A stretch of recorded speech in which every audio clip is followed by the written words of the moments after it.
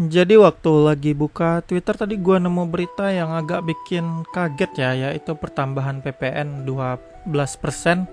Biasanya kan 10%, ini nambah jadi 2% jadi 12%. Dan yang makin jadi masalah itu adalah beras, dan sembako kayak beras, daging, dan gula dan lain-lain, itu kebutuhan pokok juga akan dipajakin 12%.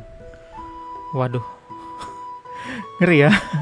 Ya gue tahu ini topiknya jauh dari topik yang bisa gue bahas, cuman ini karena kita bahas makanan pokok ya kan, jadi gue agak tergerak juga buat ngebahasnya. Soalnya ya selama ini kan sembako itu nggak pernah kena PPN gitu, 0%. Kayak beras, cabe, itulah sembako. Sembako itu kan ada 9 bahan kebutuhan pokok tuh. Kalau dipungut PPN ya, misalnya harga beras 1 kilo kita hitung aja 10.000.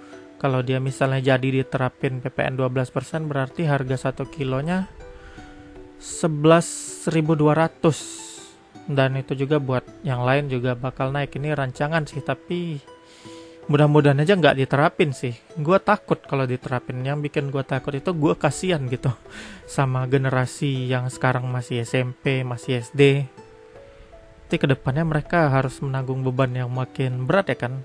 Ya coba kita pikir deh, bahkan di kota-kota aja itu, kayak di kota gue di Pekanbaru, gaji sebulan itu paling masih 1.200.000, 1.500.000.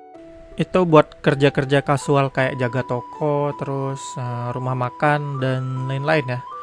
Jadi kalau barang kebutuhannya itu makin mahal ya kan, nanti gimana ke depannya gitu dipajakin.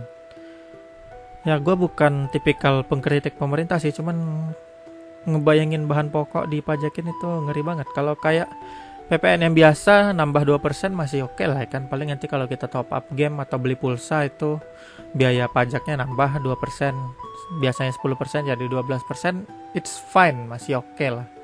Tapi kalau kebijakan ini benar, sembako dipajakin, itu adalah sebuah problem buat yang miskin ya.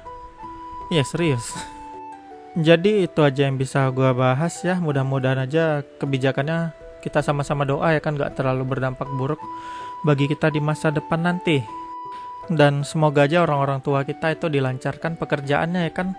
Dan juga kita memang harus aware sih hal-hal seperti ini. Soalnya nanti dalam 10 tahun, 20 tahun, 15 tahun ke depan juga kalian walaupun sekarang masih sekolah harus juga bekerja dan mencari uang. Jadi paling gak harus tahu lah gitu mengenai update seperti ini. Harga beras, harga minyak, harga apa itu kita harus tahu. Walaupun masih pelajar gitu, itu memang suatu pengetahuan dasar lah gitu. Jadi sekian dulu yang bisa gue bahas, dan sampai ketemu di video lain ya. Bye bye.